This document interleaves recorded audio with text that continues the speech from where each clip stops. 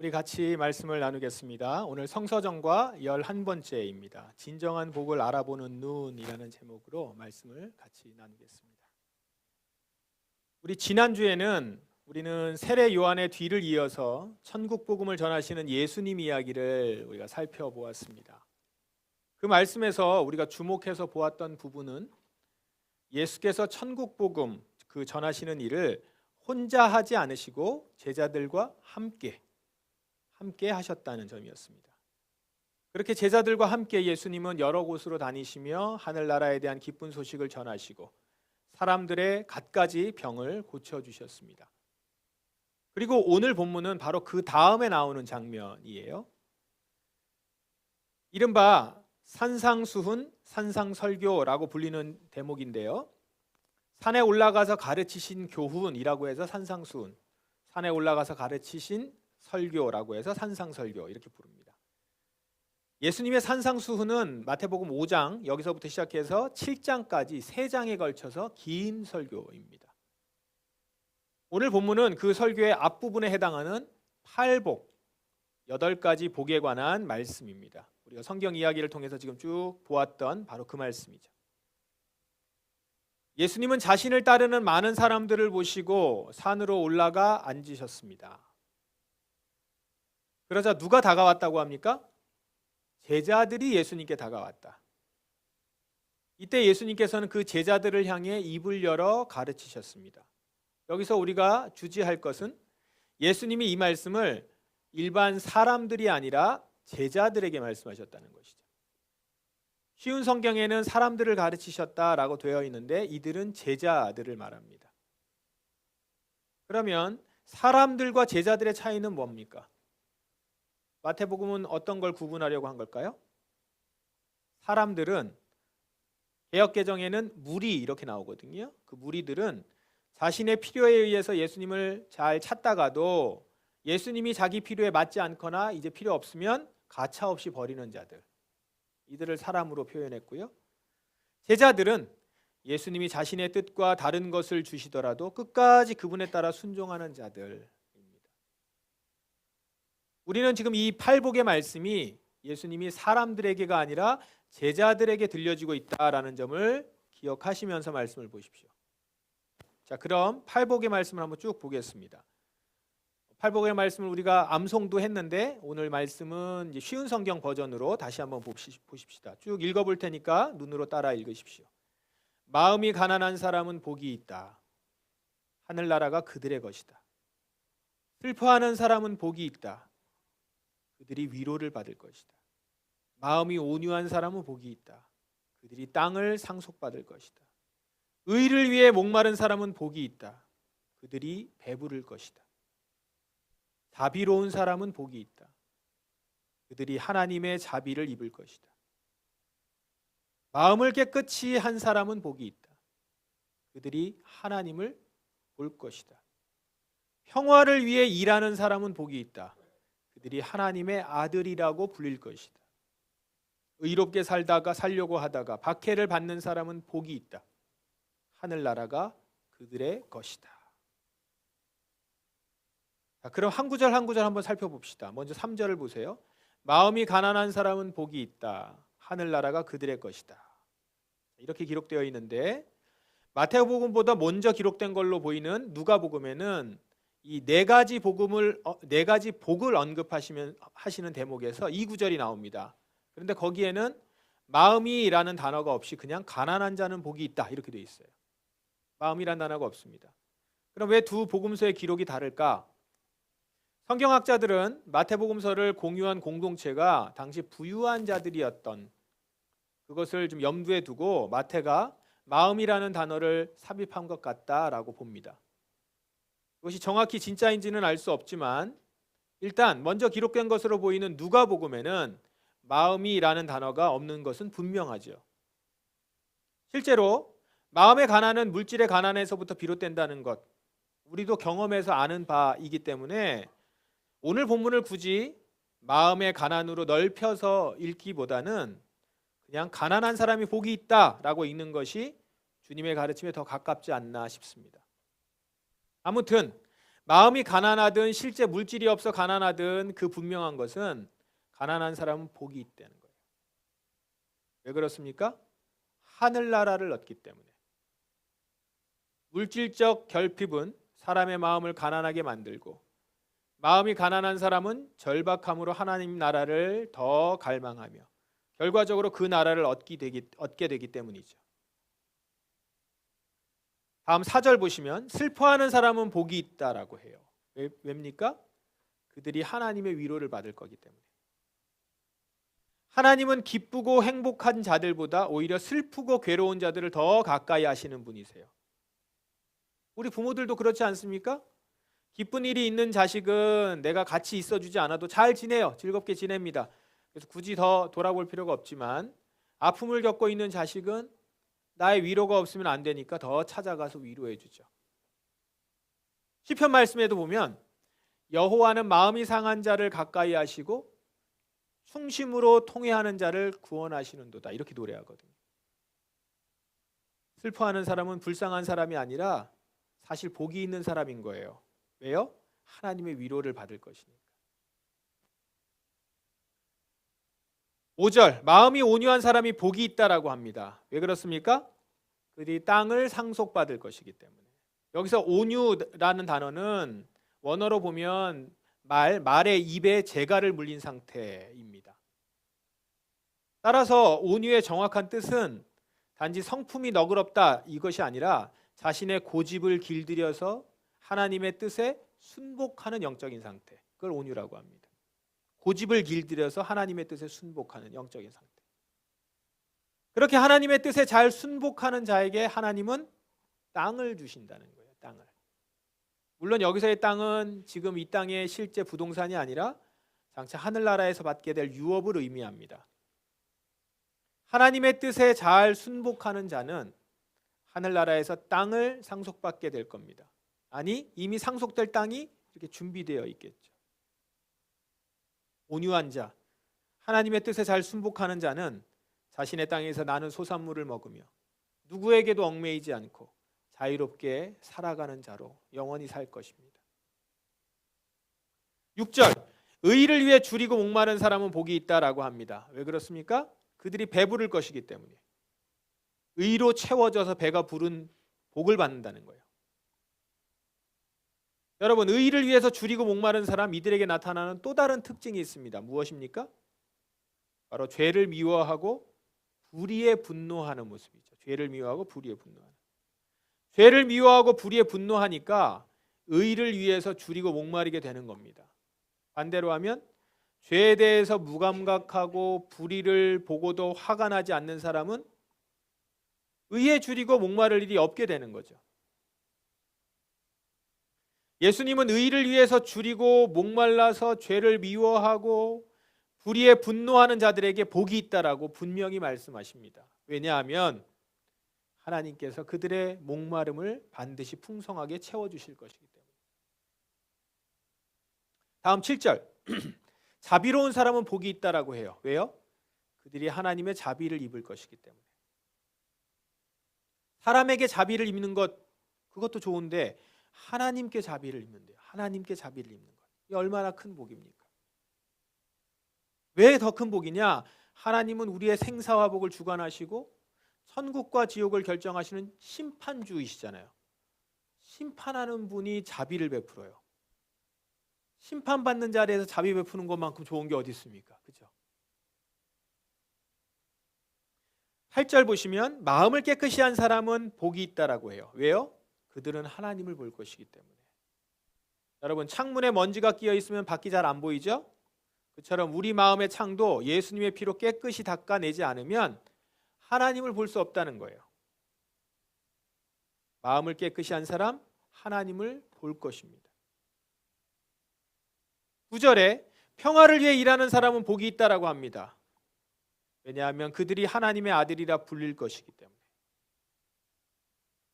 분쟁과 다툼이 있는 곳 그 중간에 서서 평화를 위해서 자기를 희생하는 자, 그는 마땅히 하나님의 아들이라는 칭호를 받게 될 겁니다. 예수님이 그러셨거든요. 하나님의 아들 예수님은 우리와 하나님 사이에 막힌 담을 허물고 평화하도록 자신을 내어주셨어요. 그렇게 평화를 위해서 자신을 희생하는 자, 하나님의 아들이라 불리는 것은 당연하죠. 마지막 10절, 의롭게 살려고 하다가 박해를 받는 사람은 복이 있다. 왜냐하면 하늘나라가 그들의 것이기 때문에. 하나님은 주님을 위해서 사람들로부터 부당한 모욕을 당하고 박해를 받고 온갖 욕을 먹을 때 기뻐하고 즐거워하라고 말합니다. 속상해서 억울하다고 울거나 화내지 말라는 거예요. 왜냐하면 그는 하늘에서는 큰 상을 받을 것이기 때문인 것이죠. 지금 잠깐 괴롭지만 그들은 장차 영원한 나라에서 큰 상을 받고 영원히 기뻐하고 즐거워할 것이기 때문이다. 여러분, 이 팔복의 말씀 어떻습니까? 세상에서는 결코 들을 수 없는 그런 놀랍고 신비한 말씀이에요. 그렇지 않습니까? 자, 여기서 우리가 자세히 한번 살펴볼 점이 있습니다. 여기서 팔복은 뭔가요? 어떤 게 복이죠? 단어로 한번 짚어보세요. 어떤 단어들이 복에 해당합니까? 가난, 슬픔, 온유, 목마름, 자비, 마음 깨끗, 평화를 위해서 일함, 박해. 이것이 복인가요? 이건 복이 아닙니다. 가난한 건 그냥 가난한 거예요. 슬픈 거는 슬픈 것이지 복이 아니죠. 그건. 진짜 복은 각 문장의 뒤에 나오는 단어들이죠. 하늘나라를 얻고 하나님의 위로를 받고 땅을 상속받고 의에 배부르고 하나님의 자비를 입고 하나님을 보고 하나님의 아들이라고 불리는 것, 이게 복이죠. 앞에 나오는 가난이나 슬픔이나 순복이나 그러니까 온유나 의에 줄인 것, 이것 등은 그 자체로는 복이 아니에요. 우리는 그걸 자꾸 가난한 것 자체를 복이라고. 그게 왜 복입니까? 가난한 거지. 복을 불러오는 조건입니다. 이렇게 보면, 엄밀히 보면 이 본문을 팔복이 아니라 칠복이라고 불러야 됩니다. 7개라는 거예요. 왜냐하면 마지막 복하고 첫째 복이 같으니까. 저는 자꾸 팔복이라고 하는데 우리 전수사님은 이거 칠복이다. 제가 졌습니다. 칠복입니다. 칠복. 7개. 자, 그렇다면 여기서 질문입니다. 여러분들은 정말 이 복, 하늘나라를 얻고 하나님의 위로를 받고 하늘 땅을 상속받고 의로 채워지는 것을 진짜 복으로 여기며 살아갑니까? 하나님의 자비를 입고 하나님을 보고 하나님의 아들이라고 불리는 것을 복받는 것이다 라고 생각하냐는 겁니다.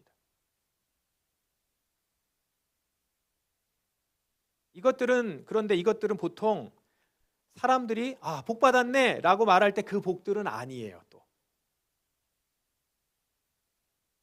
사람들은 하늘나라에서 얻는 것에는 관심이 없습니다. 그저 이 세상에서 부자 되는 것이 복이라고 생각하죠. 여기서 돈이 있어야지 뭐.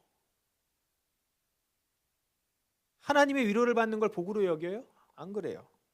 사람으로부터 위로받고 격려받고 많은 사람들이 막 좋아해주고 추앙해야 그게 복이지. 하나님의 위로, 그렇게 말하는 건 그저 말뿐이라고 생각하죠. 사람들이 천국에서 땅을 상속받는 것, 그걸 복이라고 생각합니까?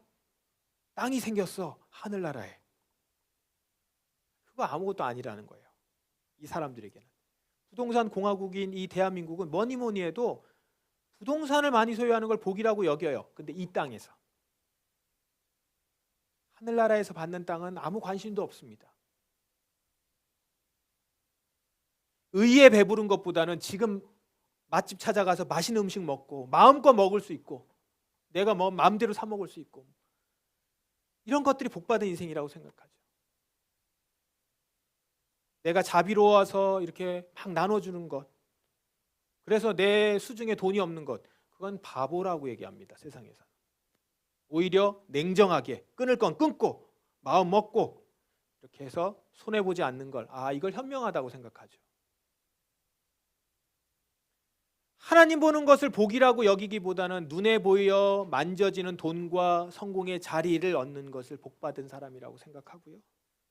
평화를 위해 일하려고 희생하는 것보다는 싸워서라도 원하는 걸 얻는 걸 복이라고 여기고요.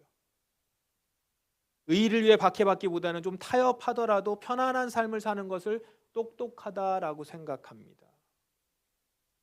세상 사람들은요. 그러면 여러분, 우리는 어떻습니까?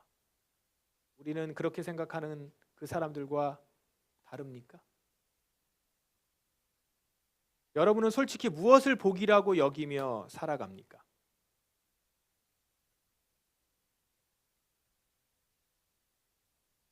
조나단 에드워즈라는 목사님이 계십니다. 미국 교회가 가장 건강했던 1750년대에 활동했던 목사님이신데요. 지금까지 미국의 대표적인 신학자이며 목사로 존경받는 분입니다. 그분이 쓰신 책 중에 영적 감정을 분별하라라는 책이 있습니다. 얇은 책이고 좋은 책입니다. 여러분 한번 읽어보시면 좋겠습니다. 영적 감정을 분별하라.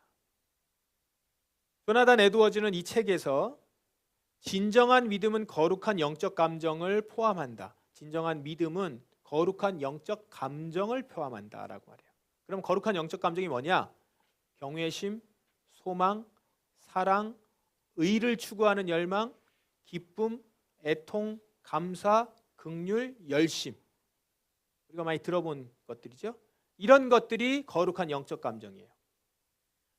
진정한 믿음을 소유한 사람들이라면 이러한 영적 감정을 느낀다는 겁니다. 경외심, 소망, 사랑, 의를 추구하는 열망, 기쁨, 애통, 감사, 긍휼, 열심. 지금 팔복에 나와 있는 내용들도 겹쳐 있죠. 그런데 여기서 여러분 기억하실 거. 영적 감정에는 거짓 감정도 있대요. 거짓 감정. 자, 이걸 주의하셔야 돼요. 거짓 믿음을 소유한 자들에게는 이 거짓 감정이 나타난다는 겁니다. 애통함인데 거짓된 애통함. 거짓된 경외심. 거짓된 감사, 거짓된 소망, 거짓된 영적 기쁨, 심지어 사랑도 거짓된 사랑. 조나단 에드워즈는 진정한 믿음과 거짓 믿음을 가르는 기준이 뭐냐? 그것은 성령으로 거듭나서 영에 속한 사람인가 아니냐 이걸로 나눈다라는 겁니다. 자기가 그리스도인이라고 여기는 사람들 가운데서도 성령으로 거듭나지 못해서 육에 속한 사람들이 많다는 거예요. 여러분 이걸 우리가 좀 진지하게 심각하게 보셔야 됩니다. 내가 그리스도인이다 라고 여기는 사람들 가운데도 성령으로 거듭나지 못해서 육에 속한 사람들. 진정한 그리스도인은 하나님의 영으로 다시 태어난 자들로서 그들 속에는 성령 하나님이 내주하신다는 겁니다. 그리고 이렇게 성령으로 거듭난 자들에게는 특별히 감각이 생기는데 무슨 감각이 생기느냐? 거룩을 느끼는 감각이 생긴다는 거예요. 이 감각은 육에 속한 사람은 절대 가질 수도 느낄 수도 없고 오직 영에 속한 자들만이 갖는 신령한 감각이라는 겁니다. 성도는 이 영적 감각을 통해서 거룩하신 하나님을 느끼고 신령한 아름다움을 경험하는 거예요. 이렇게 거룩을 느끼는 감각으로 신령한 아름다움을 맛보고 음미하는 성도는 더 이상 세상의 논리와 복음의 진리 사이에서 망설이지 않을 뿐더러 세상이 주는 달콤한 것으로는 만족이 안 돼요. 그래서 끊임없이 거룩한 아름다움을 갈망한다라는 거죠. 그 갖고는 만족이 안 돼요. 그런 걸로는 나의 아름다움을 끊임없는 주님의 말씀의 달콤함을 채울 수 없어요. 거룩을 느끼는 감각. 사랑하는 여러분, 여러분에게 이 거룩을 느끼는 감각이 있습니까? 육에 속한 사람들에게는 없는 영적 감각이에요. 신령한 아름다움을 음미할 수 있는 영적 감각이 있나요? 여러분이 진짜 성령으로 거듭난 성도라면 정도의 차이는 있겠지만 모두 이 영적 감각을 갖고 있을 겁니다. 오늘 오후에 애니어그램으로 우리 같이 또한 성격 그 유형을 볼 텐데, 이 영적 감각이 있는 자들이 이것을 알 때 분명히 달라집니다. 확실히 다른 모습을 볼 수 있어요. 중요한 것은 성령으로 거듭나서 거룩을 느끼는 영적 감각이 있어야만 오늘 예수님이 말씀하신 이 복을 진짜 복으로 여길 수 있습니다. 그러니까 오늘 이 복이 진짜 복이구나. 성령으로 거룩을 느끼는 영적 감각이 있어야만 된다라는 것이죠. 영에 속하여 거룩한 아름다움을 지각할 수 있는 감각이 있어야 세상에서 세력을 행사하는 것보다 하늘나라를 얻는 것을 복으로 생각하고요. 성령으로 거듭나 거룩을 느끼는 영적 감각이 있어야지 하나님께 위로받는 것이 복이 되죠. 내가 하나님께 위로를 지금 받고 있는 게 그걸로 충분해. 부동산보다 하늘의 기업 얻기를, 빵에 배부르기보다는 의에 배부르기를 복으로 여길 수 있다는 것. 얻는 것보다는 주는 것을, 성공보다는 하나님 보기를, 싸워서 이기기보다는 평화를 위해서 자기를 희생하는 것을, 꽃길을 걷는 것보다는 의를 위해서 박해받는 자리에 서는 것을 진짜 복으로 여기며 살아갈 수 있다라는 것입니다. 그렇게 진정 복을 알아보는 눈이 있을 때 우리는 비로소 예수님의 말씀대로 가난과 슬픔을 나쁜 게 아니라 유익한 것이다 이렇게 받을 수 있어요. 순복하는 것과 의에 줄인 것, 자비를 베푸는 것과 정결한 마음을 갖는 것, 그것을 보배롭고 거룩한 것으로 바라볼 수 있는 거예요. 그 가치를 아는 거죠. 그런 사람을 존귀하게 또 여기는 거예요. 평화를 위해서 희생하고 의를 위해 박해를 받는 것을 어리석은 것으로 거부하지 않고 기꺼이 환영하면서 맞이하게 된다라는 것입니다. 여러분, 이 팔복의 말씀을 예수님이 누구에게 전하셨다고요? 제자들. 우리가 아니라 제자들. 예수님도 아세요. 이거는 누가 들을 수 있는지, 누가 듣고 받아들일 수 있는지. 제자들. 세상 사람들은 이 팔복의 말씀을 이해도 못하고 추구하지도 못합니다. 하지만 여러분이 진정 성령으로 거듭난 예수님의 제자라면 이 팔복의 말씀은 이해가 되는 것을 넘어서 큰 위로가 되고요. 이 말씀을 기꺼이 따르고자 하는 거룩한 가치로 여기게 될 것입니다. 비록 당장은 이렇게까지 살지는 못하고 있더라도 이 말씀이 진리임을 인정하고 그러한 복을 사모하여 끊임없이 자기를 부인하고 예수님을 따라가는 길로 계속 걸어갈 수 있을 것입니다. 가난한 분들 계십니까? 여러분들은 복이 있는 자들입니다. 움츠러들지 마시고 부끄러워하지도 마십시오. 가난은 하늘나라를 얻기 위한 좋은 기회입니다. 슬픔으로 마음 아파하는 분들 계십니까? 복이 있습니다. 하나님의 위로가 여러분 심령에 깊이 임하게 될 것입니다. 하나님의 뜻에 잘 순목하는 분들, 내 고집을 꺾고 온유함으로 하나님의 뜻에 잘 순목하는 분들 기대하십시오. 하늘에 여러분이 상속받을 땅이 마련되고 있습니다. 평수가 점점 넓어지고 있습니다. 불의에 분노하며 의에 줄이고 목마른 분들 계시죠? 그 목마름은 채워져서 참된 만족으로 배부르게 될 것입니다. 손해보면서도 자비를 베푸는 분들, 심판주 하나님의 자비를 덧입게 될 것입니다. 예수님의 보혈로 자기 마음을 깨끗이 닦는 분들, 눈부시게 아름다운 하나님의 얼굴을 보게 될 것입니다. 자기를 희생해가며 평화를 위해 일하는 분들, 여러분들은 하나님의 아들이라, 하나님의 자녀라 불릴 것입니다. 주님 때문에 미움받고 욕먹고 고생하는 분들 계십니까? 기뻐하고 즐거워하십시오. 하늘나라가 여러분의 것입니다. 여러분을 위해 하늘에 큰 상이 준비되어 있습니다. 예수님의 제자로 부름받은 여러분, 여러분에게 주신 이 8가지의 복을 다 받아 누리실 수 있기를 주님의 이름으로 축원합니다. 기도하겠습니다. 이 시간 제자로서 주님의 말씀 앞에 섰습니다. 우리 예수님께서 여러분 한 사람 한 사람을 바라보시면서 말씀하고 계십니다.